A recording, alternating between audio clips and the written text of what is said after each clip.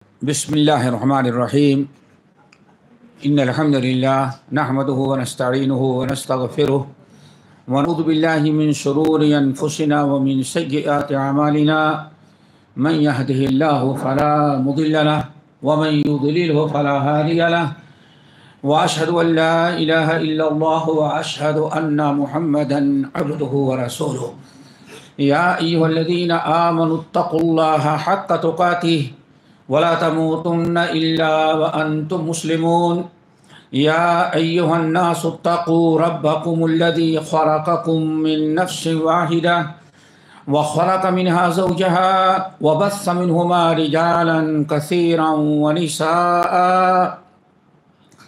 واتقوا الله الذي تساءلون به والأرحام إن الله كان عليكم رقيبا يا أيها الذين آمنوا اتقوا الله وقولوا قولا سديدا يصلح لكم أعمالكم ويغفر لكم ذنوبكم ومن يطع الله ورسوله فقد فاز فوزا عظيما أما بعد فإن خير الحديث كتاب الله وخير الهدي هدي محمد صلى الله عليه وسلم وشر الأمور محدثاتها وكل محدثة بدعة وكل بدعة ضلالة وكل ضلالة في النار فأعوذ بالله السميع العليم من الشيطان الرجيم بسم الله الرحمن الرحيم يا أيها الذين آمنوا هل أدلكم على تجارة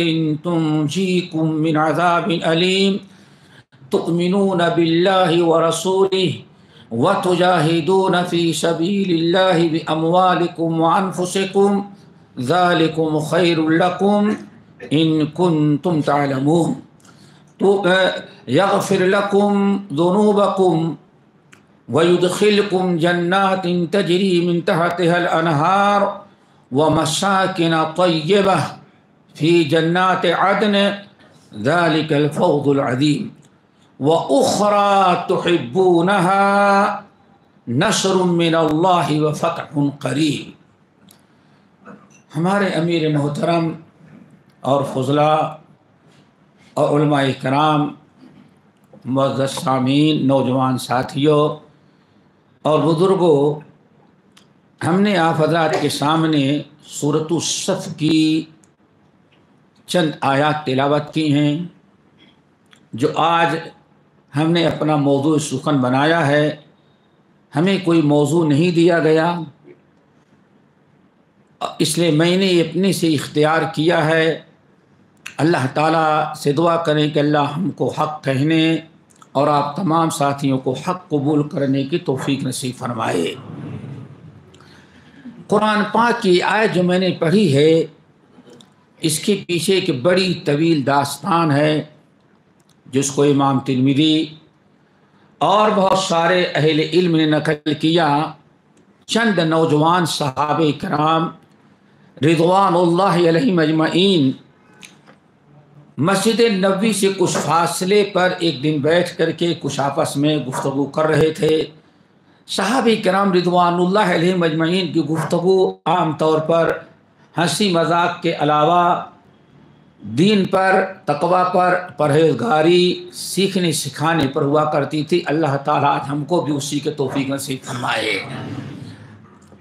آپس میں چند نوجوان صحابہ بیٹھے ہیں، ان میں ایک بڑے عظیم ترین صحابی جو شیخ التورات اس زمانے میں کہے جاتے تھے، عبداللہ ابن السلام رضی اللہ تعالی عنہ، جن کے آگے لکھا جاتا ہے عبداللہ ابن السلام اسرائیلی۔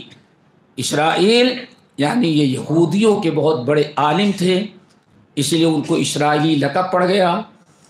اللہ تعالیٰ نے ان کو ایمان کی دولت سے نوازا، تورات کے عالم تھے، قرآن کے بھی عالم بنے۔ یہ اس مجلس میں موجود تھے، سارے ساتھی گفتگو کرتے ہوئے اس نتیجے پر پہنچے، لو علمنا ای الاعمال افضل۔ ہم نے بہت ساری باتیں سن لی، نماز کی فضیلت، روزے کی فضیلت، زکوٰۃ کی فضیلت، والدین کی اطاعت و فرما برداری کی فضیلت، جہاد، ہجرت، ساری فضیلتیں تو سن لی ہیں، اور الحمدللہ یہ اعمال کر رہے ہیں۔ لو علمنا، اگر معلوم پڑ جاتا ہم لوگوں کو اس سے بڑا عمل کیا ہے، یعنی جتنا کر رہے تو اس سے زیادہ کرنا چاہتے ہیں۔ لو علمنا، کاش کی معلوم ہو جاتا کہ اس سے بھی بڑا کوئی عمل ہے، یا سارے اعمال میں سب سے افضل عمل کیا ہے، تو ہم لوگ بھی اس کو خوب کثرت سے اپنا لیتے۔ یہ گفتگو ہو رہی تھی، سب کو پسند پڑا، جتنے ساتھی بیٹھے تھے سب چاہتے تھے ہاں معلوم ہونا چاہیے۔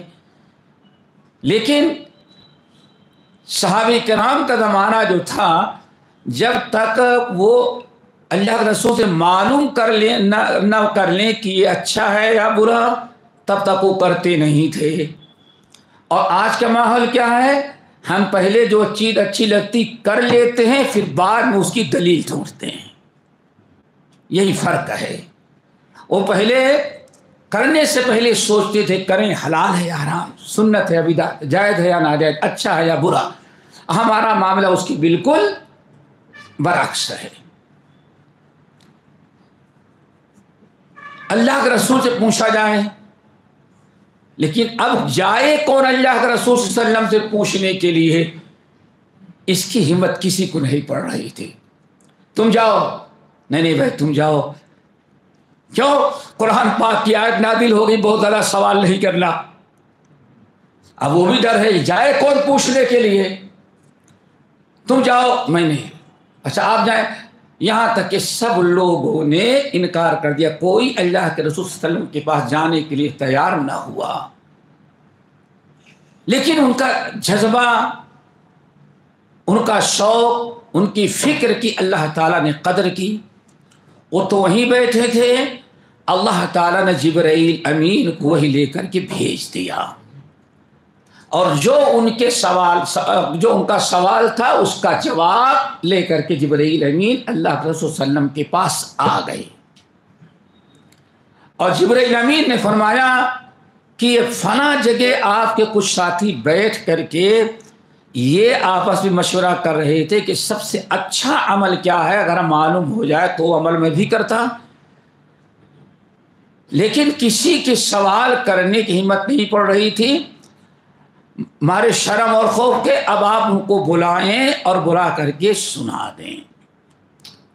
اللہ سورہ فرمایا بولیے، تو اس موقع پر سورہ صف پڑھ کر کے سنایا۔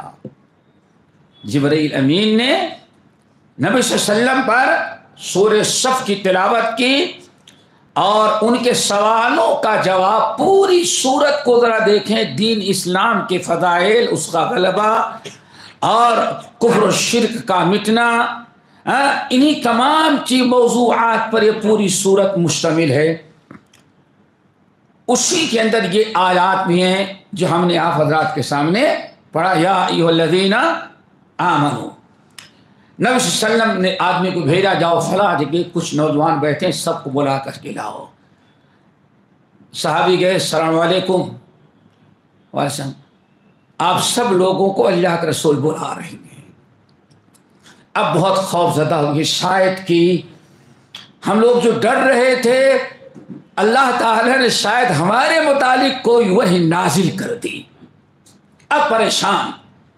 لیکن نبی صلی اللہ علیہ وسلم کا حکم ٹال نہیں سکتے، آنا ہے۔ بہرحال آئے، جیسے قریب پہنچے تو آپ نے فرمایا کیا سب پوچھ رہے تھے تم لوگ، کیا مشورہ کر رہے تھے؟ تو سب لوگ تو خاموش تھے۔ عبداللہ ابن السلام رضی اللہ تعالیٰ عنہ نے ہمت کے، اللہ رسول ہمارا مقصد یہ تھا، تو اللہ نے فرمایا تمہارے ان جذبات کی اللہ نے قدر کی، اور تمہارے بارے میں وحی نازل ہو گئی ہے۔ اور پوری سورہ صف انہوں نے نبی صلی اللہ علیہ وسلم نے ان کو پڑھ کر کے سنایا اور ہاتھ پکڑا۔ اب یہ بڑی عجیب سے ایک داستان ہے، محدثین کے اللہ تعالیٰ قبر کو نوروں سے بھرے، نبی صلی اللہ علیہ وسلم نے جس انداز سے ہاتھ پکڑ کر کے حدیث سنائی تھی، عبداللہ بن سلام رضی اللہ تعالیٰ عنہ نے جب اپنے شاگردوں کو حدیث سنائی تو انہوں نے بھی ہاتھ پکڑ کر کے ویسے ہی مسکراتے ہوئے جیسے اللہ کے رسول نے عبداللہ بن सलाम को सुनाई थी। अब्दुल्लाह बिन सलाम रज़ी अल्लाह ताला अन्हु के शागिर्द ने जब आगे हदीस सुनाई तो उन्होंने भी अपने शागिर्दों को ऐसे ही किया। यहाँ तक कि 8वीं सदी हिजरी की इब्तिदा में हाफिज इब्न कसीर रहमतुल्लाह अलैह, जो साहिब तफसीर इब्न कसीर नाम सुना होगा, इन्होंने जब अपने उस्ताद से हदीस सुनी, कहते हैं कि वो मुझे हाथ मिला करके वो अंदाज नहीं इख्तियार किया जैसे अल्लाह के रसूल से सिलसिला चला आ रहा था। क्यों? कहते हैं मेरा उस्ताद हदीस तो पढ़ा हुआ था लेकिन इसकी इजाजत और सनद उसके पास नहीं थी। कहते सुन तो लिया, लेकिन पता चला कि फला इलाके में फला शहर में एक शख्स है, उसने इस हदीस को वैसे ही हाथ पकड़ के सुना है अपने उस्ताद से जैसे अब्दुल्लाह बिन सलाम ने नबी सल्लल्लाहु अलैहि वसल्लम से सुना था। तो इमाम इब्न कसीर रहमतुल्लाह अलैह सफ़र किए और जाने के बाद उससे मुलाकात की।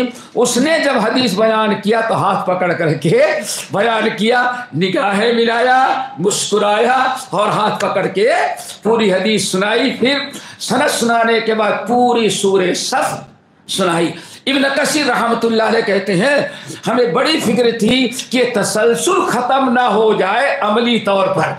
हदीस ज़बानी तौर पर तो चली आ रही थी लेकिन अमली तौर पर मुश्किल हो रहा था। कहते अल्लाह ने एक आदमी को मुहैया किया कि अमली तौर पर भी मैंने वो मुसाफा मिला करके आंखें मिली हुई मुस्कुराते हुए चेहरे से उस्ताद ने बताया इस हदीस को मुसलसलात कहा जाता है। क्या कहा जाता है? इस किस्म की हदीसों को मुसलसलात कहा जाता है। नबी सल्लल्लाहु अलैहि वसल्लम ने सहाबी से जब हदीस बयान किया तो आप किस कैफियत में थे, हदीस बयान करे उस कैफियत को बयान करे। ये सिलसिला जो चलता है मुहद्दिसीन ने इसको भी महफूज रखा है। ऐसी अहादीस को कहा जाता है मुसलसलात। तो इस एतबार से बड़ी अहम हदीस है दोस्तों। इन आयात के बारे में कह रहा था, अल्लाह ताला ने इन आयात में फरमाया या अय्युहल्लज़ीन आमनू, हमारे नबी अगर ये लोग चाहते हैं कि सबसे बेहतरीन अमल क्या है, सबसे बेहतरीन अमल क्या है, अगर हम इनको पता चल जाए तो लोग करेंगे, तो इनको आप ये आयत पढ़ के सुना दें। या अय्युहल्लज़ीन आमनू हल अदुल्लुकुम अला तिजारतिन तुंजीकुम मिन अज़ाबिन अलीम तुमिनूना बिल्लाहि व रसूलिही व तुजाहिदूना। फिर 3 आमाल बयान किया। ऐ नबी इनसे कहिए आए ऐ ईमान वालों, हम तुम्हें बताएं वो अमल जो सबसे आला दर्जे का सबसे बेहतरीन अमल है। अल्लाह ने फरमाया वो 3 अमल हैं और आज इन्हीं तीनों आमाल पर गुफ्तगू करनी है। और तीनों बातों पर गुफ्तगू करने का मकसद है मता नसरुल्लाह, मता नसरुल्लाह। आज आदमी बैठता है तो सोचता है इतने दिन से जुल्म हो रहा है, अल्लाह की मदद कब आएगी? आई बात समझ में? मता नसरुल्लाह, अल्लाह की मदद कब आएगी? अल्लाह की मदद आती है लेकिन फ्री में नहीं आती, उसके लिए कुछ करना पड़ता है, कुर्बानियां देनी पड़ती हैं, फिर अल्लाह की मदद आती है। मता नसरुल्लाह अला इन्ना नसरुल्लाहि करीब। तो ये आखिर में हम पेश करेंगे। अभी वो 3 आमाल देखना है दोस्तों। अल्लाह रब्बुल आलमीन ने 3 अमल का हुक्म दिया। या अय्युहल्लज़ीना आमनू हल अदुल्लुकुम अला तिजारतिन तुंजीकुम मिन अज़ाबिन अलीम तुमिनूना बिल्लाहि व रसूलिही व तुजाहिदूना फी सबीलिल्लाहि बिअमवालिकुम व अनफुसिकुम। 3 आमाल बताया। वहां पूछा जा रहा है अफजलुल आमाल क्या है? अल्लाह ने अफजलुल आमाल भी बताया और इन आमाल के फलूद और बरक़ात और नताइज क्या निकलेंगे इन तीनों बातों पर अमल करोगे तो अल्लाह ने वो भी बयान किया। जो क़यामत तक आने वाले मुसलमानों के लिए सारी टेंशन सारी परेशानियों के इलाज जिसमें है। अल्लाह ताला बस हमें समझने की तौफीक नसीब करे। दोस्तों पहली चीज अल्लाह ने सवाल किया हल अदुल्लुकुम अला तिजारा, کیا میں تمہیں ایسے بزنس ایسی تجارت بتاؤں؟ کیوں بیٹے؟ تجارت کا نام سننے کے بعد ہمیں سوچتا کچھ قیمت دینی پڑے گی، اور وہ بھی مارکیٹ میں بزنس مین ہو تو کیا پوچھنا، ان کا تو دل ویسے ہی پاک پاک ہو جاتا ہے. کیوں؟ ہمارے بزنس کا تذکرہ چل رہا ہے. تو قرآن پاک میں بہت سارے اعمال ایسے ہیں جن کو اللہ نے تجارت اور بزنس سے تعبیر کیا ہے. حل ادلکم علی تجارت، ایمان والو کیا ہم تمہیں ایسی تجارت بتائیں جو تجارت بڑی کامیاب ہے. اور کیا اس کا فائدہ کیا ہے؟ تنجیکم من عذاب علیم، تمہیں دردناک عذاب سے وہ تجارت نجات دے دے گی، نجات پا جاؤ گے. تنجیکم من عذاب علیم، دردناک عذاب سے تم نجات پا جاؤ گے اس تجارت کے ذریعے. اور یہاں ایک چیز جہاں سے آگے آئے بات اور یاد رکھیے گا، عذاب دو طرح کا ہوتا ہے، ایک دنیاوی عذاب اور ایک آخرت کا عذاب، دنیاوی اخروی دونوں عذاب. یہاں اللہ نے کسی کا نام نہیں لیا، آگے جو تشریح کی ہے اس کا مطلب کہ دونوں عذاب، دنیا کا بھی اور آخرت پر. تو ایسا بزنس، ایسی تجارت تنجیکم من عذاب علیم، دنیا اور آخرت دونوں چاہتے میں دردناک عذاب سے تمہیں بچا لے گی. اب وہ کیا ہے؟ نمبر 1 تؤمنون باللہ ورسولہ وتجاہدون فی سبیل اللہ باموالکم وانفسکم. یہ 3. نمبر 1 ایمان باللہ، نمبر 2 ایمان بالرسول، نمبر 3 جہاد فی سبیل اللہ. اور آپ لوگ صرف ایک سمجھنا چاہتے ہوں گے، کیا وہ تیسری چیز؟ ہاں، جہاد فی سبیل. کیوں؟ ایمان باللہ تو معلوم ہے، ایمان بالرسول بھی معلوم ہے. تو ہو سکتا ہے میں جو بتاؤں وہ آپ کے توقع کے خلاف ہو. سب سے پہلے تؤمنون باللہ، اللہ پر ایمان لاؤ. ایمان کے کیا مطلب ہے؟ قرآن پاک میں، شریعت میں ایمان 2 معنوں میں استعمال ہوتا ہے، اور ایسی بہت ساری مثالیں قرآن میں ہیں. نمبر 1 ایمان باللہ کا مطلب ہے آپ اپنا عقیدہ توحید، ہر قسم کے شرک سے، ضلالت سے بچیں. آپ کا عقیدہ توحید کا عقیدہ ہو. اگر یہ معنی آپ نے لے لیا تو اگر ٹھنڈے دل سے سوچیں کہ دنیا اور آخرت کے دردناک عذاب اور پریشانیوں سے بچانے والا سب سے پہلا عمل اللہ نے جو قرار دیا توحید خالص. کیا ہے دوستو؟ اب اگر توحید خالص ہی نہیں رہے گی تو پھر اللہ مدد کیا کرے گا ہماری؟ سوچئے ذرا سا.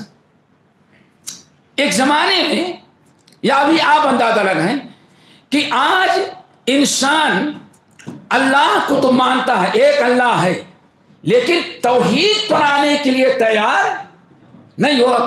کون سا شرک ایسا ہے جو امت میں آج نہ پایا جاتا؟ شرک فی الذات تک آج دنیا کے مسلمان مبتلا ہیں. میرے بھائی، جب اللہ تعالیٰ دردناک عذاب سے نجات دینے کے لیے شرط رکھا ہے کہ پہلی شرط کیا ہے؟ عقیدہ توحید. اور آج توحید کا عقیدہ کیسے ہے؟ بلکہ سنا ہوگا اللہ اکبر کہ دنیا میں کون سا شرک ہے جو آج مسلمانوں میں دیکھے نہ پایا جا رہا ہو. تعویذ گنڈے سے لے کر کے کمر کا سجدہ، طواف تک انسان آج غیر اللہ کا کر رہا ہے. میں نے نماز پڑھی بازو میں ایک انسان کھڑا ہوا، اور وہ بھی اظہار جو پہنا تھا، کیا کہتے ہیں وہ 34 کہتے ہیں، 34 کیا کہتے ہیں، 34 سب کچھ کھلا ہوا ہے. تو دیکھا پیر میں گرین کلر کا دھاگا تعویذ باندھا ہوا ہے. آج تک تعویذ گلے میں تھی اور اب تعویذ کہاں آ گئی ہے؟ پیر میں بھی آ گئی. رکوع میں گیا تو دیکھا سلام کے بعد پھیرا تو کہتا ہے میں مدنی چینل کا آدمی ہوں. سمجھ جاؤ. اب بتاؤ جب قرآن ٹانک میں کے اندر باندھنے لگے انسان تو اس سے زیادہ توہین قرآن کی کیا ہو سکتی؟ اب فخر کر رہا ہے. میں کہا میں جانتا ہوں تم مدنی لیکن بتا کہ نہیں آپ کے سمجھ سے باہر کی بات ہے. یہ آخری جواب تھا. مسجد سے نکل گیا اور پتہ نہیں جوتا پہنے کوئی سے کم ہے. اب آپ ذرا سوچیں آج شرک کون سا شرک ہے؟ تو دوستو بہرحال ادھر ہم نہیں جانا چاہتے ہیں. ہمیں تینوں باتیں پوری کر دینا چاہتے ہیں. پھر تفصیل کسی اور موقع پر بتانا یہ چاہتے ہیں کہ جب تک شرک ہم مسلمان نہ چھوڑیں دوستو جب شرک ہم چھوڑیں گے اور شرک سے ہم باز آئیں گے تب اللہ تعالیٰ انشاءاللہ ہمارے اوپر سے دنیا کا عذاب بھی اٹھا لے گا اور آخرت سے. اور مسلمان سب جان دینے کے لیے تو تیار ہے لیکن شرک چھوڑنے کے لیے تیار نہیں. اور اگر نہ سمجھ میں آئے محرم کا انتظار کر لو. ابھی کیسا شرک؟ تو دوستو ہمارے نوجوانوں اگر ہم چاہتے ہیں کہ خود بھی عذاب سے بچیں اور امت کو بھی ظلم سے بچائیں امت کو بھی عذاب سے بچائیں تو سب سے زیادہ محنت ہماری کس پر ہونی چاہیے؟ عقیدہ توحید کے نشر و اشاعت پر. اور جب مسلمان عقیدہ توحید کے نشر و اشاعت کو چھوڑ کر کے کسی اور انداز سے دنیا میں امن و امان قائم کرنا چاہے گا تو میں سمجھتا ہوں جب اللہ ہی نہیں چاہے گا تو کبھی امن قائم نہیں ہو سکتا. آپ قرآن وَلَا يُبَدِّلَنَّهُم مِّن بَعْدِ خَوْفِهِمْ أَمْنًا اگر تم سچے مومن ہو جاؤ تو سارے خطرات سارے تمہاری قراردادیں ہم ختم کر کے تمہارے خوف کو امن میں ہم تبدیل کر دیں گے. جتنا تم کو ڈرایا جا رہا ہے جتنا تمہیں خوف زدہ کیا جا رہا ہے جتنے بھی بل تمہارے خلاف پاس کیے جا رہے ہیں اللہ فرماتے اگر تم لا یشرکون بھی توحید پر آ جاؤ اور شرک کو چھوڑ دو تو اللہ تعالیٰ فرماتا تمہارے امن و امان تمہارے دنیا نے جتنے تمہارے لیے خطرات پیدا کیے ہیں ہر خطرات کو مٹا کر کے اللہ تعالیٰ تمہیں امن و امان عطا کر دے گا. دعا کرو ہمیں اللہ تعالیٰ توفیق دے کہ ہم توحید کے نشر اشاعت پر محنت کریں گے اور شاید ہماری سستی دور ہو جائے. ہم جب کرتے رہے اور الحمدللہ جتنا زیادہ شرکام ہو ہم لوگوں کو چاہے کہ مل جل کر کے ہمارے طائفہ منصورہ ہے دوستو اتنا ہی زیادہ ہمارے اندر شرک کے مٹانے کی بھی فکر اور کوشش ہونی چاہیے. یہ بڑی ذمہ داری ہے دوستو. ایمان باللہ کا دوسرا مطلب دیکھیں وہ بھی بڑا اہم ہے. تؤمنون باللہ عذاب علیم سے نجات پانے کا سب سے پہلا ایمان باللہ. ایمان باللہ کے ایک معنی کیا بتایا؟ توحید خالص. اور توحید آ جائے تھا کسی نے کہا توحید کی امانت پڑھو آسان نہیں مٹانا باطل سے دبنے والے آسمان نہیں ہے. ہم 100 بار کر چکا ہے تو امتحان ہمارا. اس سے پہلے بھی اس سرزمین ہند بھی جس کو پاور ملا اس نے ایک ہی مقصد بنایا کہ اسلام اور مسلمانوں کو ختم کرو. اس سے پہلے پوری تاریخ ہمارے سامنے جب سے مسلمانوں نے یہاں قدم رکھا جب بھی کسی کو پاور ملا تو اس نے سب سے بڑا مقصد کیا بنایا؟ اسلام اور مسلمانوں کو ختم کرنا. لیکن وہ مٹ گئے اور اسلام کی فطرت میں قدرت نے لچک بخشی ہے. جتنا ہی دبایا جاتا اتنا ہی ابھرتا جاتا ہے توحید پر. دوسرا معنی دوستو بہت ہی اہم ہے. دوسرا معنی ہے ایمان المقرون بالعمل الصالح. جب اللہ تعالیٰ فرمائے اے ایمان والو تو خالی توحید نہیں توحید کے ساتھ انسان عمل صالح کرے. اور مفسر کے جہاں بھی خالص ایمان کا تذکرہ ہے صرف ایمان کا تذکرہ ہے وہاں توحید نہیں بلکہ توحید کے ساتھ عمل صالح، یعنی اے ایمان والو، اے ایمان والو، جو ایمان باللہ یعنی اللہ کی توحید بھی اور اللہ کی عبادت اور اطاعت بھی۔ اور اگر آپ غور کریں گے تو یہی ایمان کی شرط ہے دوستو۔ الذین آتیناہم الکتاب یتلونہ حق تلاوت اولئک یؤمنون بہ۔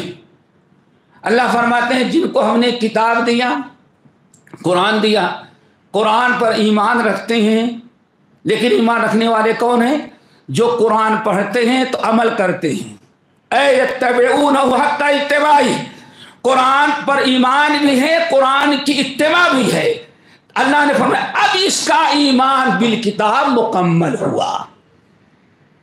نمبر 2، دوسرا عمل دوستو، ایمان بالرسول۔ ایمان بالرسول، اور میں سمجھتا ہوں آج ایمان بالرسول کا سب سے بڑا ثبوت انسان کیا دیتا ہے؟ سوچ لو، ایمان بالرسول کیا مطلب بیٹے؟ ایمان رسول کو رسول کون نہیں مانتا؟ جنہیں گالیاں دی، جو اعتراض کی، وہ بھی رسول کو رسول مانتا ہے، تبھی تو رسول سے دشمنی کر رہا ہے وہ۔ سوچو ذرا سا، دنیا میں کون انسان ہے جو رسول کو رسول نہ مانتا؟ رسول تو مان رہا ہے، فرق کیا ہے؟ وہ صرف رسول مانتا ہے لیکن رسول کی اتباع ضروری نہیں سمجھتا۔ اسی لیے ایمان بالرسول صرف محمد الرسول اللہ پڑھ لینا یہ کافی نہیں جب تک کہ رسول کی اتباع نہ کی جائے۔ ہلاکت سے، تباہی سے، بربادی سے بچنے کے لیے دوستو ضرورت ہے کہ جب ہم کہیں محمد الرسول اللہ تو کلمہ جیسے پڑھتے ہیں ویسے ہی آپ کی اتباع بھی ضروری سمجھی جائے۔ اور اگر نہ سمجھ میں آئے، امام بخاری رحمۃ اللہ علیہ نے تو صحیح بخاری کے، آج لوگ کہتے ہیں کہ پہلے کہاں کتاب و سنت کا نام لیا جاتا تھا، جب سے یہ اہل حدیث پیدا ہوئی تب سے کہتے ہیں قرآن و سنت پر عمل کرنا، ورنہ سب سے پہلے کیا کہتے تھے وہ؟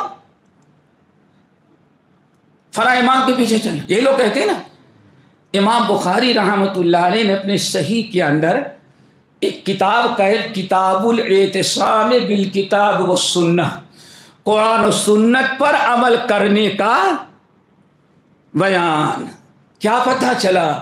انگریزوں سے پیدا ہونے سے ہزاروں سال قبل علماء موجود تھے، علماء سلف، جو لوگوں کو کتاب و سنت کی دعوت دے رہے تھے۔ اور اسی کتاب سنہ کے اندر، باب الاعتصام بالکتاب والسنہ کے اندر ابو ہریرہ رضی اللہ تعالیٰ عنہ حدیث نقل کی بڑی پیاری، اور کل امتی یدخلون الجنت الا من ابا، میرے سارے امتی جنت میں جائیں گے مگر وہ نہیں جائے گا جس نے جانے سے انکار کر دیا۔ کل امتی یدخلون الجنت الا من ابا، میرے سارے امتی جنت میں جائیں گے، وہ نہیں جائے گا جس نے انکار کر دیا۔ امتی، کل امتی، میرے سارے امتی جنت میں جائیں گے۔ اب یہاں امتی کون ہیں؟ امتی دو قسم کے ہیں، دو قسم کے امتی ہیں۔ نمبر 1 امت دعوت، جب سے اللہ نے آپ کو رسول و پیغمبر بنایا اس دن سے لے کر کے قیامت کی صبح تک جتنے انسان، جنات، مسلم، غیر یہودی، عیسائی، جتنی بھی قومیں دنیا میں موجود ہیں انسان اور جنات میں، ہر ایک کس کے امتی ہیں؟ محمد صلی اللہ علیہ وسلم کے۔ آپ ہی سب کے امتی، آپ ہی کے سارے امتی ہیں۔ اب دنیا کے اندر حقیقت میں نہ کوئی موسیٰ علیہ السلام کا امتی ہے اور نہ تو عیسیٰ علیہ السلام۔ اب کسی نبی کے امتیوں کا وجود نہیں ہے۔ اب پوری کائنات میں جتنے انسان و جنات ہیں سب کے نبی کون ہیں؟ محمد صلی اللہ علیہ وسلم۔ اب جو ایمان لایا ٹھیک ہے، جو ایمان نہیں لایا وہ بربادی کو جائے۔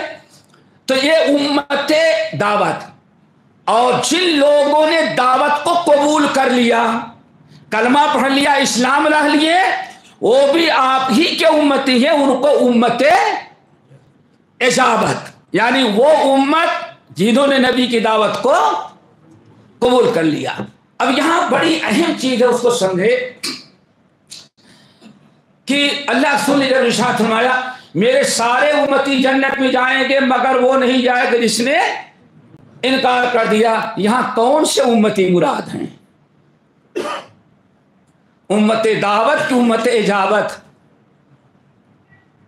یہ بڑا اہم مسئلہ ہے، اور جب تک یہ نہیں سمجھیں گے بات پوری نہیں آئے گی۔ کون سے امت ہیں؟ کل امتی، ہمارے سارے امتی جنت میں جائیں گے الا من ابا۔ تو یہ کل امتی جو ہیں، تو امت میں کون سے امتی مراد ہیں؟ امت دعوت یا امت اجابت؟ دونوں کا فرق محسوس ہے نا؟ کیا غیر مسلموں کے بارے میں ہے یا ان کے متعلق ہے جو مومن ہو گئے ہیں؟ تو تقریباً میں نے دیکھا جمہور محدثین کا، کس کا؟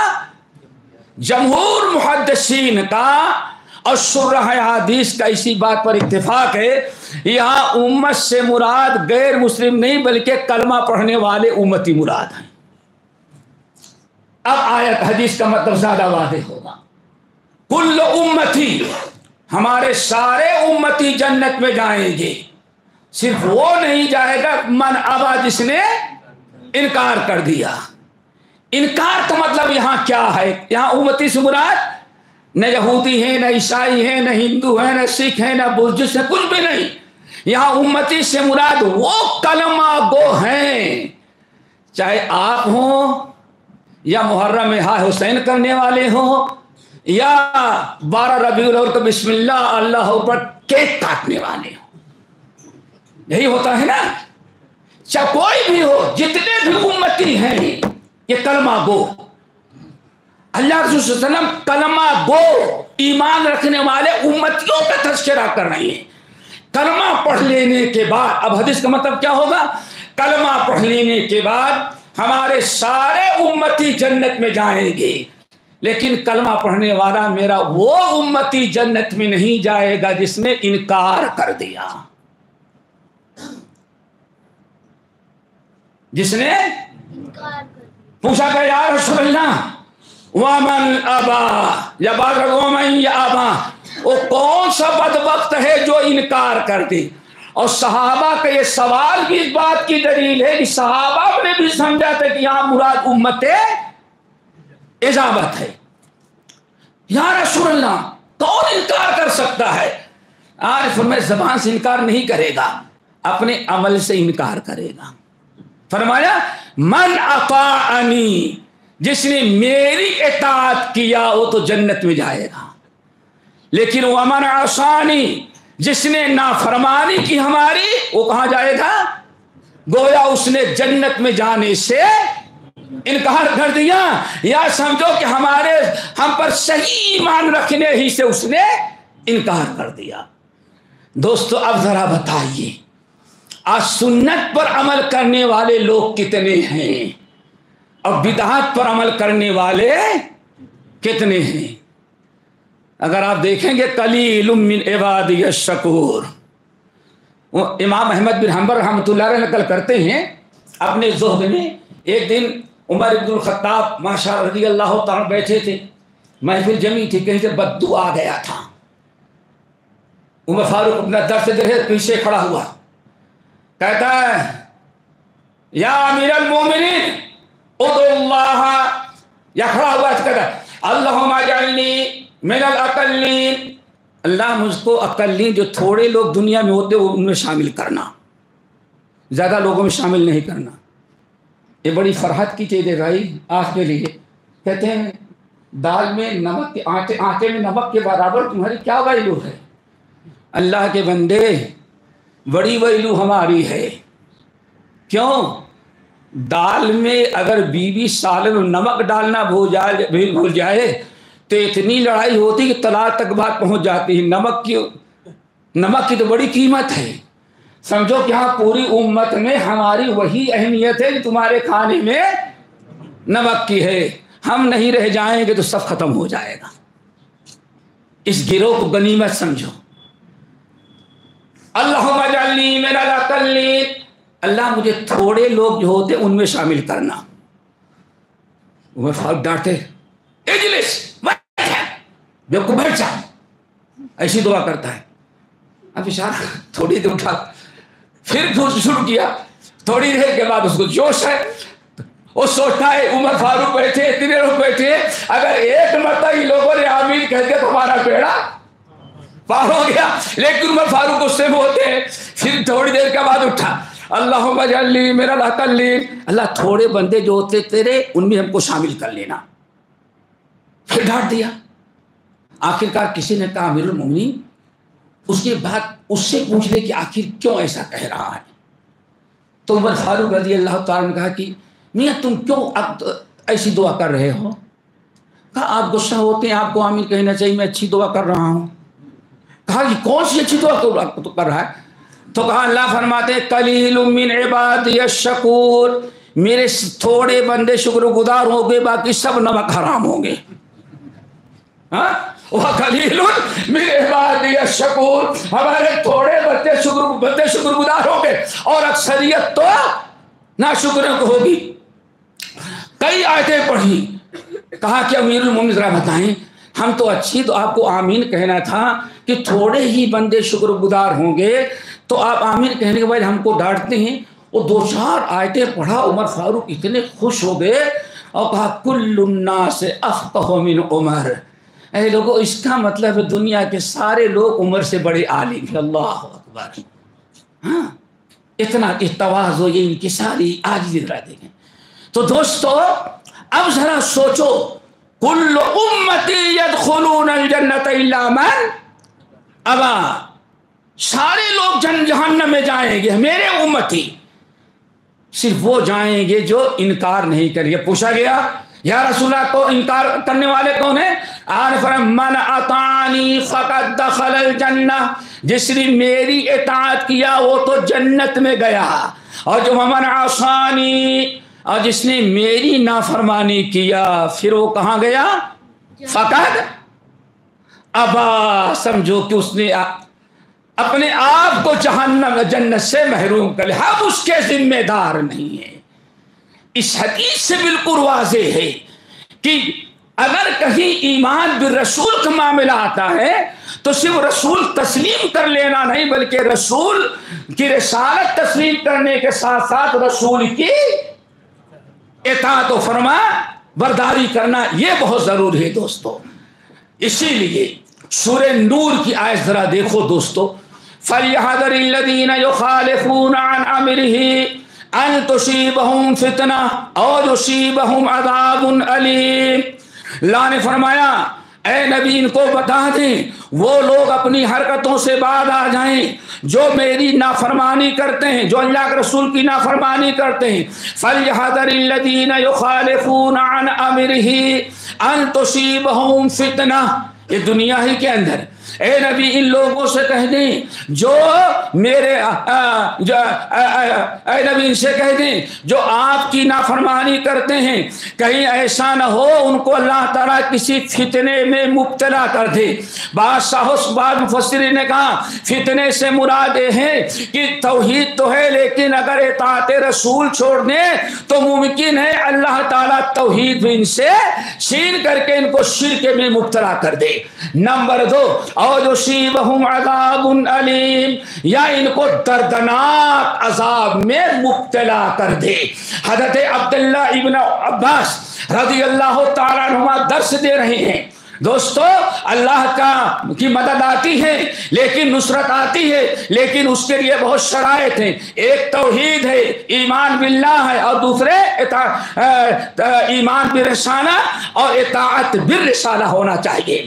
اب ذرا سنو کسی عجیب سے بات ہے، عبداللہ ابن عباس رضی اللہ تعالیٰ عنہ درس دے رہے ہیں کہ حج کا اس کے ایام تھے، کسی نے مسئلہ پوچھا، کہا یہ ایسا ہے اور ایسا ہے اور ایسا ہے، عبداللہ بن عباس نے مسئلہ بتا دیا، دوسرے نے کہا فلاں نے تو یہ کہا ہے، فلاں نے تو یہ کہا ہے، اللہ اکبر۔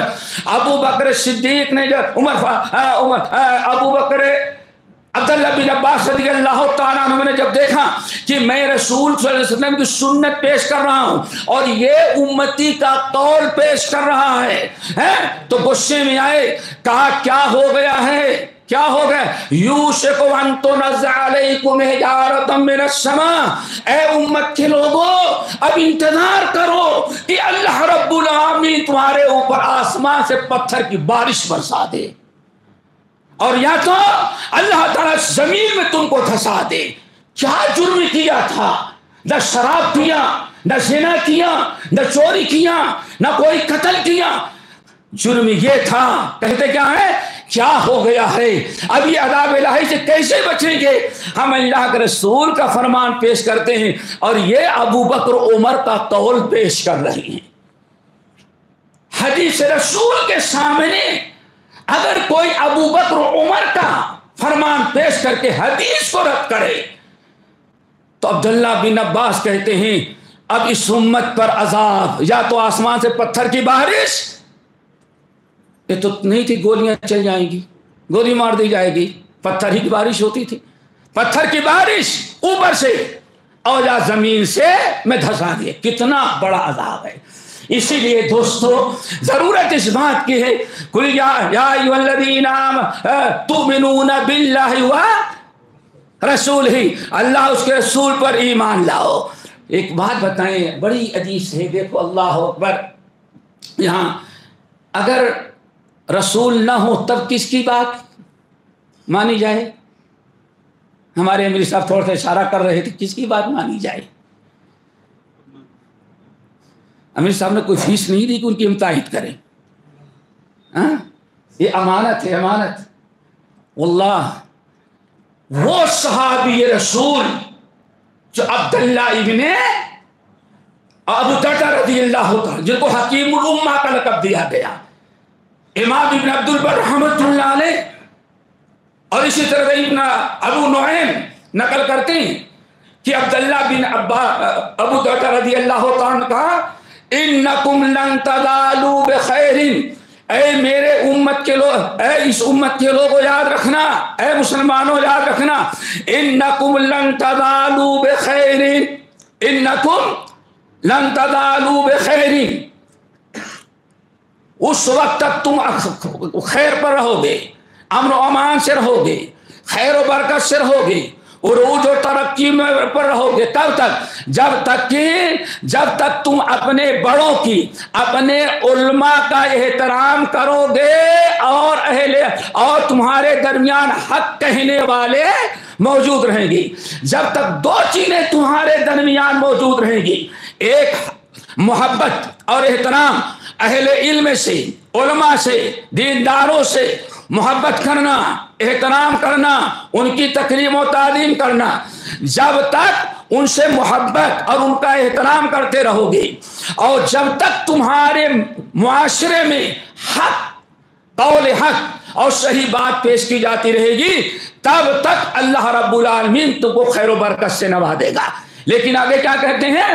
فیضا، اور جس دن تمہارا عالم جو ہے وہ بکری کے مانند ہو جائے، اب اللہ تعالی کے عذاب کا انتظار کرو۔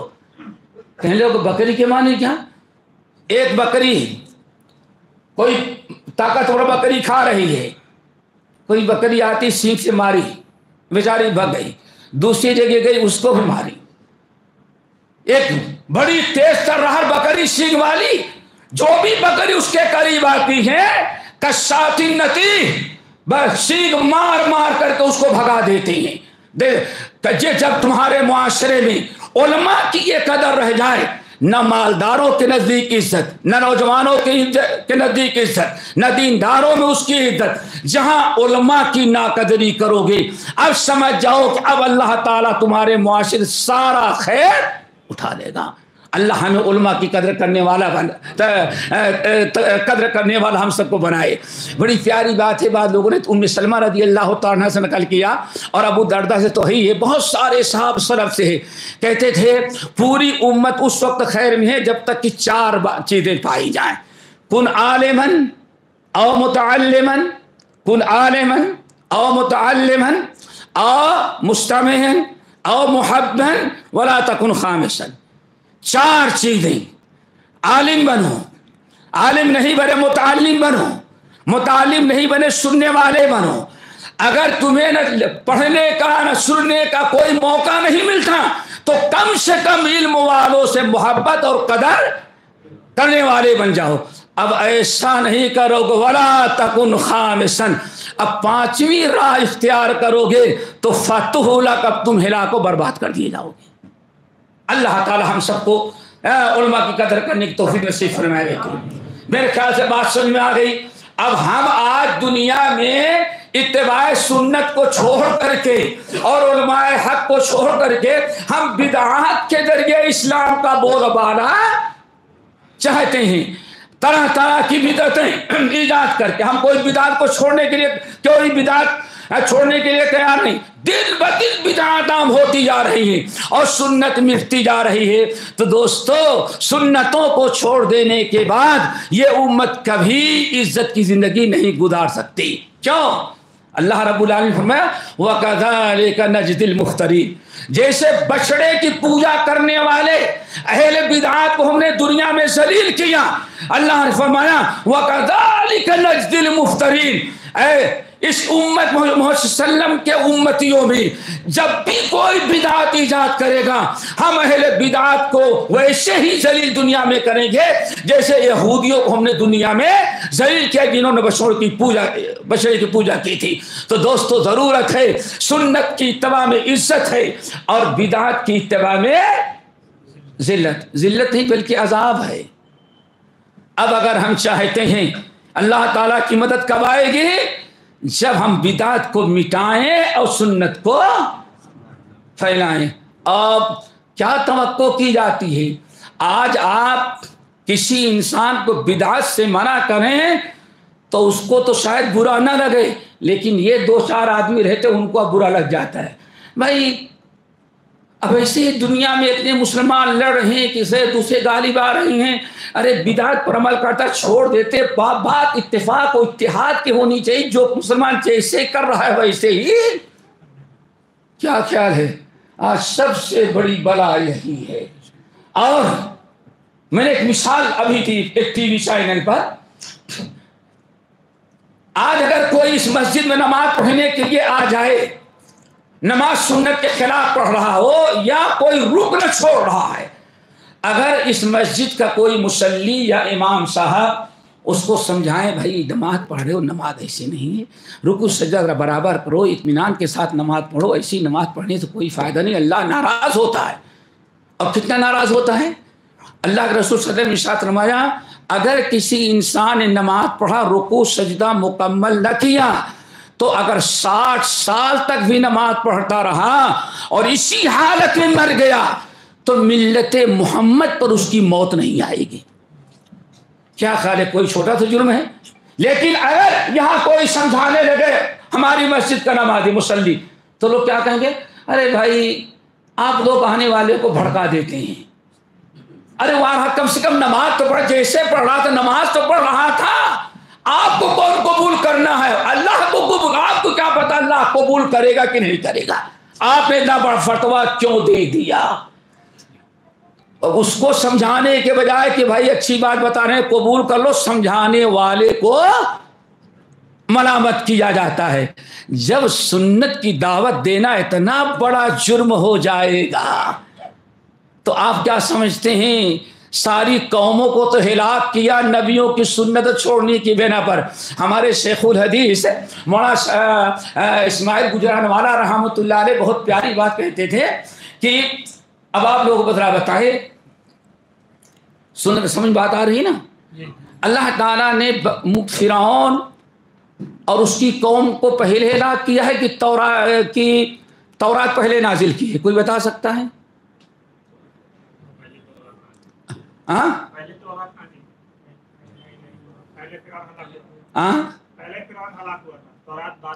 تورات بعد میں آئی. پوری قوم کب ہلاک ہوئی؟ تورات اللہ کی کتاب ملنے سے پہلے.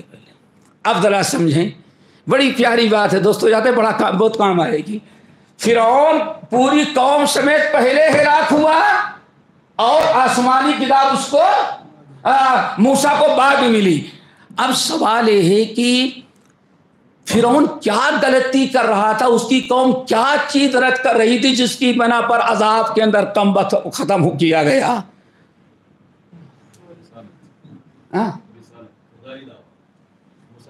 کچھ سمجھ میں آیا؟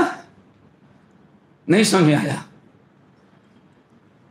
اللہ کی کتاب تو نہیں تھی، لیکن فرعون اس کی قوم کے سامنے موسیٰ علیہ السلام رسول بن کے آئے تھے. ساری دعوت، ساری زندگی جو دی فرعون کو، وہ سنت ہی کی دعوت دی تھی، ابھی کتاب کی دعوت نہیں دی تھی. اب بات سمجھ میں آئی؟ پتہ چل گیا جیسے اللہ کی کتاب کا ترک کرنے والا ہلاک ہوتا ہے، اللہ کے عذاب میں گرفتار ہوتا ہے، ایسے نبی کی سنت کا تارک بھی عذاب الہی میں گرفتار ہو جاتا ہے. بات سمجھ میں آئی؟ اب آج کتاب تو چوم لیتے ہیں، حدیث کو چومنے کی بھی نوبت نہیں آتی، اس کو چومنے کی نوبت نہیں ہے. صحیح حدیث جو ہوگی اس کا کوئی تصور نہیں. اب بس رجب کا مہینہ آ جائے تو معلوم پڑتا ہے رمضان کے روزے کی بھی اتنی فضیلت نہیں جتنا رجب کے. بدعات عام ہو جائیں اور سنت بالکل ختم ہو جائے. تو دوستو ضرورت ہے، یہ بات میں نے اس لیے بتایا. دوسری ذمہ داری ہماری کیا ہے؟ اللہ کے عذاب سے اگر بچنا ہے، ہلاکت و بربادی سے بچنا ہے اور امت کو بچانا ہے تو ہمیں توحید کے ساتھ ساتھ سنت کی بھی دعوت دی جائے اور بدعات کو مٹانے کی کوشش ہے. اور پوری دنیا کے لوگ اس وقت تک اللہ تعالیٰ کے عذاب سے اور غیر قوموں کے ظلم و زیادتی سے نہیں بچ سکیں گے جب تک کہ بدعات سے توبہ کر کے سنت پر عمل نہ کریں. کیوں؟ مسند احمد بن حنبل کی روایت، اللہ رسول نے فرمایا وَجُعِلَ الذُّلُّ وَالصَّغَارُ عَلَىٰ مَنْ خَالَفَ أَمْرِي. اللہ نے ذلت اور رسوائی، پسپائی، اپنا عذاب اس قوم کے مقدر میں لکھ دیا ہے جو میری سنت کی مخالفت کرے گا. تو دوستو صرف جلوس نکالنے سے مسئلہ حل ہو جاتا تو کبھی اب تک حل ہو چکا ہوتا. پتھر مارنے سے اگر مسئلہ حل ہو سکتا تھا تب تک حل ہو گیا ہوتا. مسئلہ حل کب ہوگا؟ جب ہم بدعاتوں کو چھوڑ کر کے نبی کی سنت پر.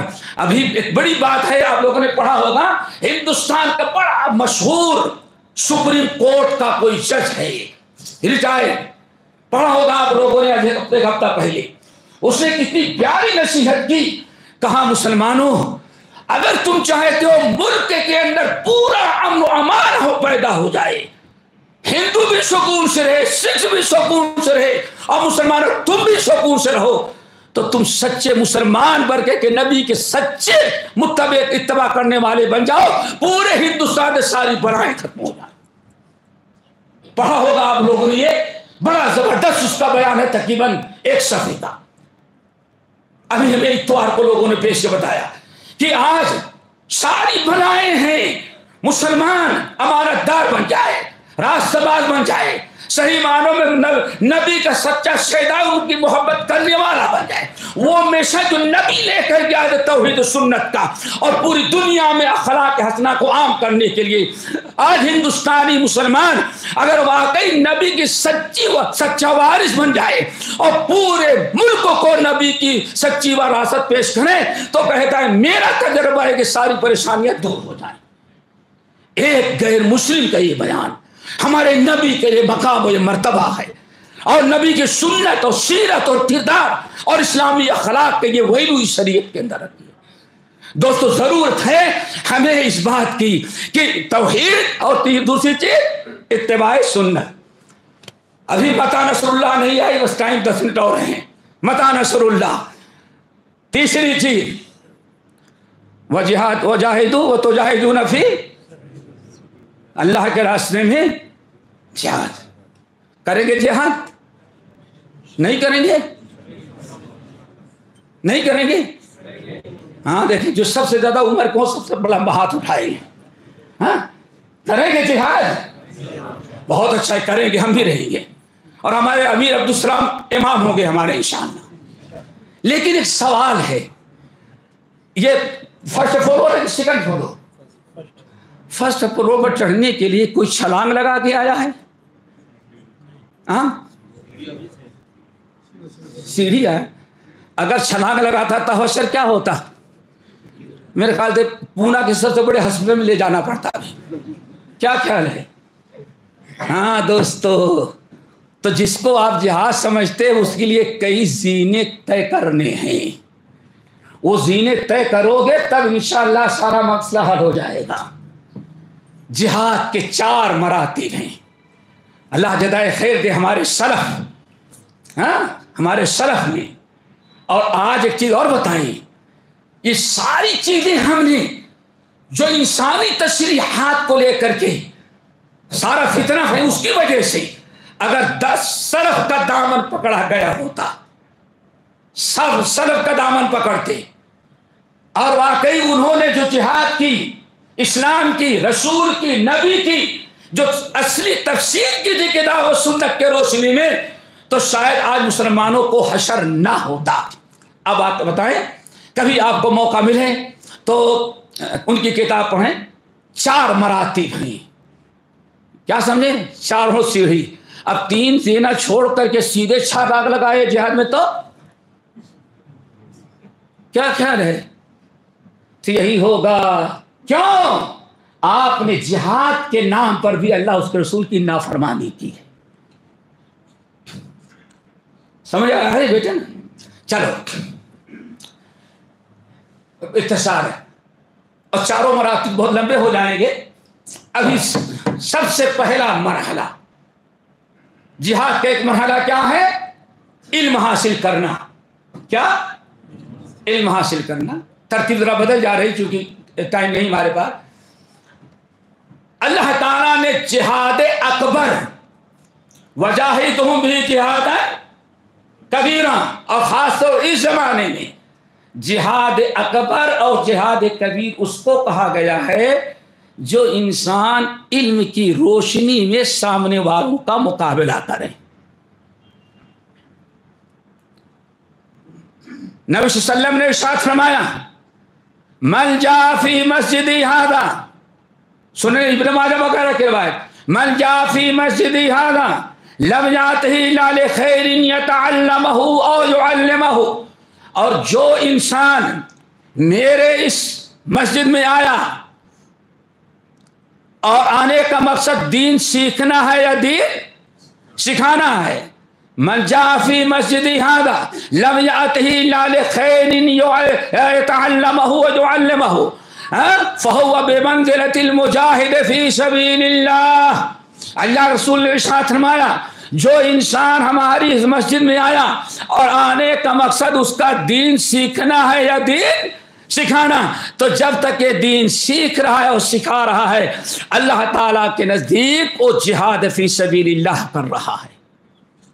اسی لیے آپ جہاں قرآن پاک میں جہاد کا میں نکلنے کا حکم ہے، وہیں اللہ تعالیٰ نے کس کا حکم دیا ہے کہ ہر آدمی جہاد میں نہ جائے، کچھ جائیں، باقی لوگوں کو چاہیے کہ دین سیکھیں.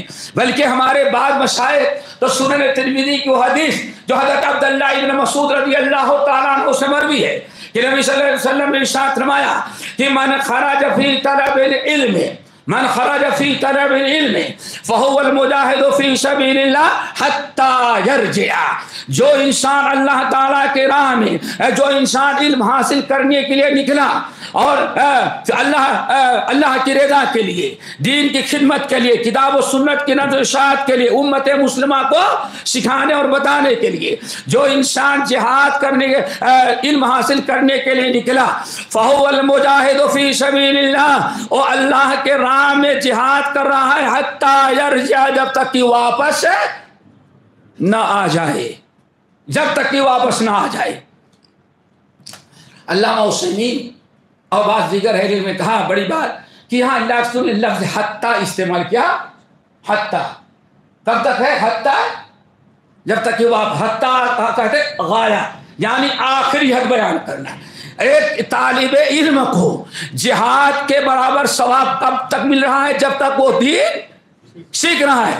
حتیٰ یرجع، اور جب واپس لوٹ کر کے آیا تو اس کا ثواب جہاد کے برابر نہیں بلکہ جہاد سے بڑا ہو گیا۔ کیوں؟ جہاد کی ضرورت تو زندگی میں ہو سکتا ہے کبھی ایک بار دو بار پڑھے، لیکن علم کی جہاد کی ایسی ضرورت ہے کہ انسان کو زندگی کے ہر لمحے پڑتی ہے۔ یہ جہاد فی سبیل اللہ۔ اسی لیے دوستو میں سمجھتا ہوں دین سیکھنے میں کہ اتنی زیادہ اسی لیے رغبت دلائی گئی چونکہ سب سے بڑا جہاد کیا ہوتا ہے؟ دین کا سیکھنا اور دین کے ذریعے مقابلہ کرنا۔ ذرا سوچو، کبھی آپ نے غور کیا اللہ تعالیٰ نے حضرت حسان بن ثابت کو اشعار بنانے کا جذبہ دیا تھا، ایک ملکہ دیا، اور بہت ساری حدیثیں ہیں۔ اللہ اکبر، جب کچھ لوگ آئے اور آپ سے اشعار میں مقابلہ کرنا چاہا اور نبی صلی اللہ علیہ وسلم کے متعلق گفتگو کرنی چاہی اور کہا ساری گفتگو کس میں ہوگی؟ اشعار میں۔ تو اللہ رسول نے ادھر ادھر دیکھا، اللہ نے تو آپ کو علمنہ الشعر وما ينبغي له، اللہ نے آپ کو شاعر نہیں بنایا تھا اور آپ کے شان نشان نہیں، تو آپ نے فرمایا حسان تم آ جاؤ، آؤ مقابلہ کرو۔ پھر آپ نے کیا فرمایا؟ تیر تو تم نہیں چلا رہے ہو لیکن جو جواب دو گے ان کو اتنا وہ چبھے گا کہ نیزہ اگر چبھے تو اتنی تکلیف ان کو نہیں ہوگی۔ کیوں؟ جراحات السنان الالتیام ولا یلتام ما جرح اللسان، اگر کوئی تیر کا زخم ہے وہ تو ٹانکے لگ جائیں گے، مرہم پٹی کے بعد درست ہو جاتا ہے، اور جب اپنی زبان کا تیر ان کے دل پر چلاؤ گے تو زندگی بھر یہ یاد کریں گے ہاں ہمیں ایسا سننا پڑا تھا۔ سمجھ گئے نا؟ اور آگے ذرا سنو، جیسے حضرت حسان میدان میں آئے، پیارے نبی کیا کہتے ہیں؟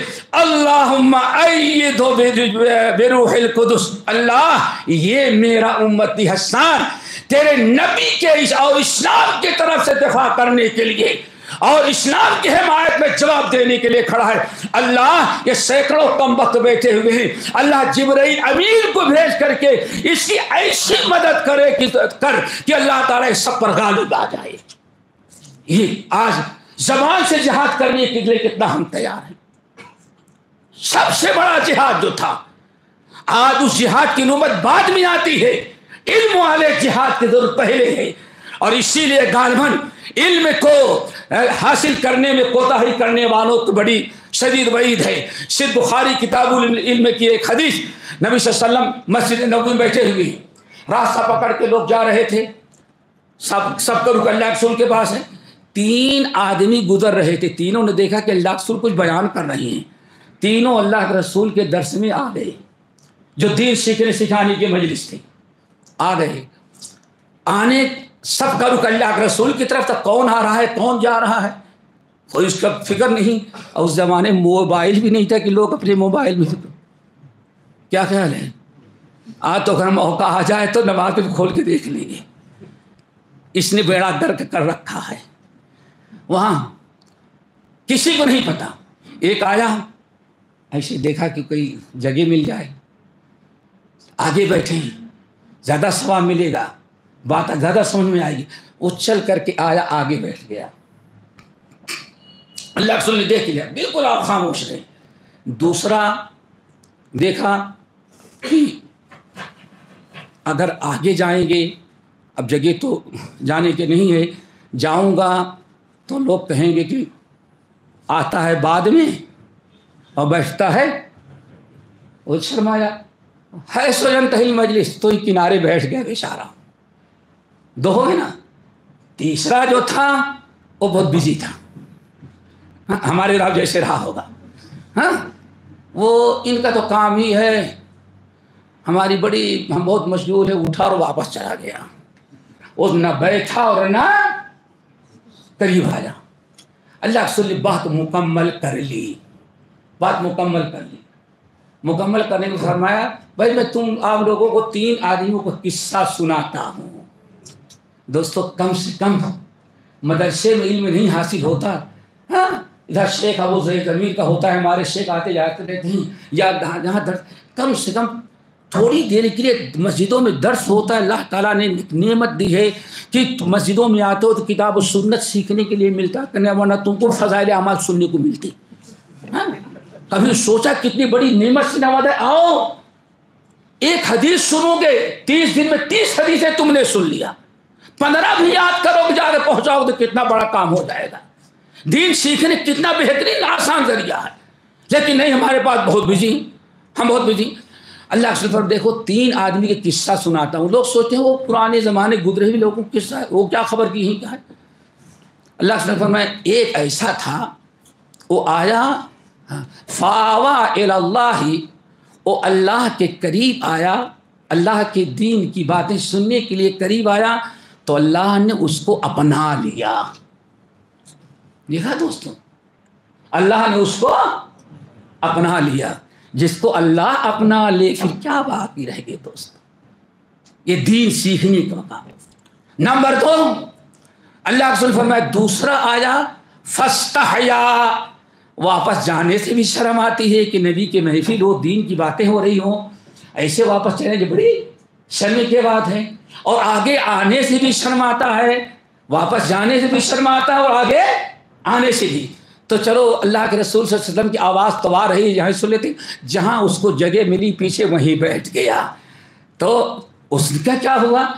جب فاستحیا، اللہ وہ دوسرا بندہ شرم کیا واپس جانے سے سننے سے، تو اللہ تعالیٰ کو بھی شرم آتی ہے کہ اس کو بھی محروم کرے، اللہ نے اس کو بھی نواز دیا۔ ہاں ہے ہم میں سے کوئی جو آج سنیں تو کیا ہے مولا کا کام ہی ہے بھائی، ان کے کوئی کام اور تھوڑی ہے بس، اور کہیں گے ارے وہ 2-4 بڈھوں پہ لے کے بیٹھ جاتے اور کون ان کے پاس آتے جاتا ہے، سمجھ گئے نا۔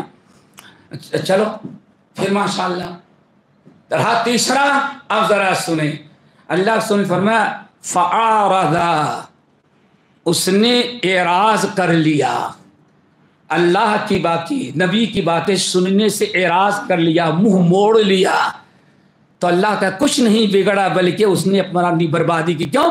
فعارض اللہ عنہ، اللہ نے بھی اس سے اعراض کر لیا۔ دوستو یہ بہت بڑا جہاد ہے۔ بہرحال باقی مراتب جو ہیں وہ اور دوسرے درجہ اور ہیں۔ سب سے بڑا جہاد کیا ہے جو آج سب سے بڑی رکاوٹ بنا ہوا ہے؟ المجاہد من جاہد نفسہ فی طاعت اللہ، انسان اپنے نفس سے تو جہاد کرنے کے لیے تیار نہیں، اپنے نفس سے نہیں جہاد کرتا۔ فجر میں نیند آ رہی تو جہاد کر کے نماز پڑھنے کے لیے نہیں آیا، اپنے نفس تو جہاد نہیں کرتا، اللہ کے دشمنوں سے جہاد کرنے کے لیے چھلانگ لگا رہا ہے۔ ساری سیڑھیاں تو تم نے چھوڑ دیا، تو چھلانگ لگاؤ تو ہاتھ پیر سب توڑ لو گے اپنا، اور جیسے آج تک ہوتا رہا ہے۔ آخری میں آتا ہے اللہ تعالیٰ اس کا بھی وقت لائے، کوئی شریعت میں ہمارا امام ہو، خلیفہ ہو، اعلان کرے گا تو انشاءاللہ وہ بھی، لیکن یہ پہلے 3 مراحل جو ہے جہاد کے اس کو پورا کرو۔ بہرحال بطن کرنے کا حکم دیا جا رہا ہے، لیکن اصل بات رہ گئی۔ 5 منٹ کی اجازت ہے؟ ہاں 5 منٹ نہیں تو بھائی یہ 3 چیزیں سمجھ گئے۔ یہ جہاد والا معاملہ اور لمبا ہے انشاءاللہ، یہ تو سن لیا، ہاں بہت اچھی لگی ہوگی بات، لیکن متى نصر اللہ، ہاں اللہ مدد کب کرے گا؟ ان 3 چیزوں کو بیان کرنے کے بعد اللہ نے ارشاد فرمایا تو اگر یہ 3 باتیں کر لو گے تو آخرت میں تمہیں پہلے کیا ملے گا؟ یغفر لکم ذنوبکم، اللہ تمہارے جب رب کے سامنے کھڑے ہوگے تو تمہارے سارے گناہوں کو اللہ معاف کر دے گا، اور جس سے اللہ اتنا راضی ہوگا کہ بندہ آئے گا سارے گناہوں کو معاف کر دے گا، دنیا میں اس کو ذلیل نہیں کرے گا۔ ٹھیک ہے نا؟ اور یہاں ایک نقطہ یاد رکھیے گا، قرآن پاک میں مختلف مقام کہیے یغفر لکم من ذنوبکم ہے، اور کہیں یغفر لکم اور دونوں میں زمین اور آسمان کا فرق ہے. جہاں ہے من ذنوبکم، اللہ کچھ گناہوں کو معاف کرے گا لیکن کچھ کی تو سزا دے گا تم کو. لیکن اس آیت میں اللہ نے فرمایا یغفر لکم ذنوبکم، یہاں لفظ من نہیں ہے. اللہ تمہارے زندگی کے سارے گناہوں کو معاف کر دے گا. یہ بہت بڑی نعمت ہے. اور کیا کرے گا بیٹے؟ ہاں بولو. نمبر 2 وَيُدْخِلْكُمْ جَنَّاتٍ تَجْرِي مِن تَحْتِهَا، جائے تمہیں ایسی جنت میں داخل کرے گا جس کے اندر نہریں ہوگی انشاءاللہ. اور جس کو اتنی وہاں اتنا مزہ دے گا اللہ، یہاں اس کو اتنا ذلیل دنیا میں نہیں کرے گا. اور نمبر 3 وَمَسَاكِنَ طَيِّبَةً فِي جَنَّاتِ عَدْنٍ، پہلے نمبر پر گناہ، نمبر 2 جنت میں نہریں جاری والی جنت میں ٹھکانا، اور نمبر 3 ماشاءاللہ جنت کے علاوہ جو جنت میں دے گا اس کے علاوہ. اور ماشاءاللہ میں تو شاید یہاں ہمارے مولانا ہے، ان کے پاس کچھ زیادہ علاج ہے نا، یہ بیٹھے ہیں ان کے پاس. پہلے تو یہاں مکان، اور اگر زیادہ آ جائے تو ایک فارم ہاؤس بناؤ، یا کیا کہتے ہیں لونا والا یا خندارا، وہاں ایک بنگلہ بنا لو تاکہ کبھی چھٹی میں بچوں کو عیش کرنے کے لیے وہاں جائیں. تو دنیا کے اندر انسان ایک تو رہائشی مکان بناتا ہے، اور دوسرا کسی ہائی فائی جگہ تفریح گاہ کے لیے موقع بموقع اپنے اہل و عیال کے ساتھ وہاں عیش کرنے کے لیے جاتا ہے. تو یہ تو یہاں کا ہے، وہ بھی پہ کیس آیا تو بھی ختم ہو گیا، اور ایڈی بھیج دی گئے تو بھی مٹ گیا. ہاں یہ سارے بگلے. لیکن وہاں وَمَسَاكِنَ طَيِّبَةً فِي جَنَّاتِ عَدْنٍ، جنت میں مکانات دیکھا، نہریں جاری ہوگی، اور اللہ بڑے عالی شان بنگلے بھی کہیں بنا کر کے دے گا جو ہمیشہ قائم رہیں گے، تاکہ کبھی حوروں کو لے کر کے وہاں گھومنے کے لیے جائیں. ہوئی بات. فَذَلِكَ الْفَوْزُ الْعَظِيمُ. یہ بات نالے بلبل شیدا تو سنا ہنس ہنس کر، اب جگر تھام کے بیٹھو میری باری آئی. اب اللہ نے ارشاد فرمایا متى نصر اللہ وأخرى تحبونها اے ایمان والو، یہ تو آخرت میں تم کو دے گا ہی اللہ تعالیٰ ان 3 عمل کی برکت سے: توحید خالص، اتباع رسول، اور جان و مال سے کے ذریعے جہاد. یہ تو بدلہ اللہ نے دیا تمہیں، جنت دیا، محل دیا، بنگلے دیے، سب کچھ دیا. یہ تو وہاں ملے گا، لیکن تمہیں مرنے سے پہلے دنیا کے اندر وَأُخْرَى تُحِبُّونَهَا، ایک اور بڑی چیز اللہ تم کو دیکھا جس کا بڑا انتظار کر رہے ہو. کیا انتظار کر رہے ہو؟ متا نصر اللہ، اب اللہ کب ہماری مدد کرے گا. اللہ نے وَأُخْرَى تُحِبُّونَهَا، اور دوسری ایک اور چیز دے گا جس کو تم بڑا انتظار کر رہے ہو، جس کے بڑا شوق رکھتے ہو. کیا ہے؟ نصر من اللہ، دشمنوں کے مقابلے میں اللہ تعالیٰ کی مدد حاصل ہوگی. آگے بات سمجھیں. اب متا نصر اللہ آیا کب ہوگا؟ توحید، اتباع سنت، اپنے نفس سے جہاد، علم حاصل کرنا، باطل کو مٹانے کی کوشش کرنا. وَأُخْرَى تُحِبُّونَهَا نَصْرٌ مِّنَ اللَّهِ، اللہ کی مدد. کبھی اللہ کی مدد آتی ہے لیکن فتح دیر میں ہوتی ہے. اللہ نے کیا فرمایا؟ فتح قریب، اور بڑی جلدی اللہ فتح بھی تم کو عطا کرے گا. دوستو، یہ اللہ تعالیٰ نے ان آیات میں فرمایا. اور آخری چیز اللہ کا، اس جتنی باتیں میں نے کہیں سب کا خلاصہ سورہ محمد، ان تنصر اللہ ینصرکم ویثبت اقدامکم. اگر تم اللہ تعالیٰ کے دین کی مدد کرو گے، اللہ کے کتاب کی مدد کرو گے، اللہ کے سنت کی مدد کرو گے، شریعت اسلامیہ کی مدد کرو گے، اپنی اطاعت کے ذریعے، اپنی فرما برداری کے ذریعے، اپنے دعوت و تبلیغ کے ذریعے آج مسلمان اپنی اولاد کی فکر نہیں کر پا رہا ہے۔ ان تنصر اللہ، اللہ کے دین کے مددگار بن جاؤ، پھر دشمنوں کو مقابلے میں اللہ تمہاری مدد کرے گا۔ اللہ ہم کے توفیق نصیب فرمائے۔ ہم اپنے مشائخ سے معذرت چاہیں گے، آخر میں ٹائم میں نے زیادہ لے لیا متا نصر اللہ ثابت کرنے کے لیے۔ امید ہے کہ بات سمجھ میں آئی ہے۔ باقی انشاءاللہ اس سلسلے کی بہت باتیں ہیں، کل اسی سلسلے کی میرے خیال کل اور کہیں گفتگو ہے انشاءاللہ، کل اور وہ کیا اسباب ہیں یا ہمیں اور کیا کرنا چاہیے جبکہ انسان مظلومیت کی زندگی گزار رہا ہو، پھر اللہ تعالیٰ کی رحمت ہم پر کب آتی ہے، کل اس کا انشاءاللہ تذکرہ کریں گے۔ اللہ ہم سب کو عمل کی توفیق نصیب فرمائے۔ اقول قولی ھذا واستغفر اللہ من کل ذنب واتوب الیہ۔